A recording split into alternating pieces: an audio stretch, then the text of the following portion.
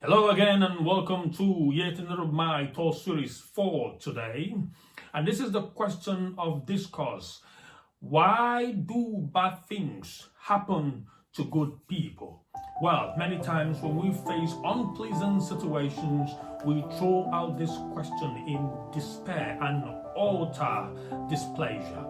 But I would like to have you know that we live in a broken world. And because of that, the good happen to the good. Also, the bad happens to the bad. The same is true. Whether good or bad, you're going to face either of these sides. But your reaction matters the most. You see, the people you consider bad, when something happens to them that is unpleasant or negative, you see it as a result of whatever it is that they have done you think bad. But when it comes to you, you consider yourself good, and because of that, you think it is unfair. And so you begin to get angry at God or get angry at other people and blame everybody around you because you think you are not deserving of any of those kind of things. And when good happens to the people you call bad, you think they don't merit it. Now, it is actually pride at the extreme to consider yourself good and judge yourself with such standard, and then envy other people at the other end and think they don't deserve this. Good happens to all, bad happens to all, just like the rain and the sun, and 24 hours is given to everybody at the same pace, as it were. But this is the point.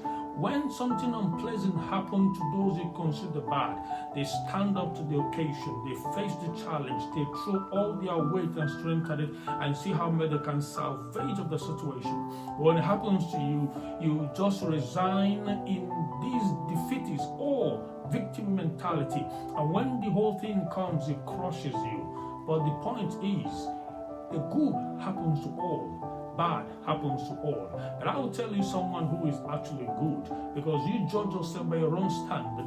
You think you are good. See, if you have even remotely thought in your heart that anything evil should happen to your enemies, or even karma to happen to those that hurt you at any time, you are bad.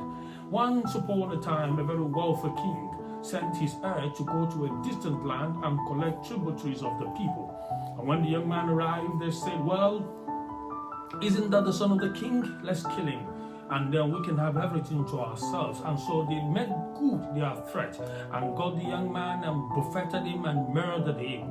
At the instant of which they begin to celebrate that, well, we've gotten him out of the way, we can now keep whatever we have. But you know the thing that is quite absolutely amazing and surprising?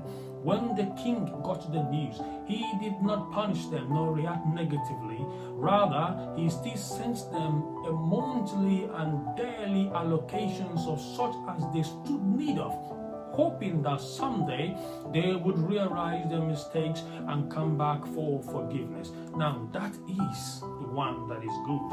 And the person I'm talking about in this story is God. He sent Jesus and we killed him after all. But what is the bottom line? One that is good absolutely is God. Do not go about priding yourself with that mentality. If good comes, give thanks. If bad comes, face it with all you've got. You have a promise, by the way, if you are in Christ Jesus. You are more than conquerors. The promise is you are going to come out victorious, not that they would not come after all. So that is the point I wanted to leave for you today, and that is my thought. I will certainly see you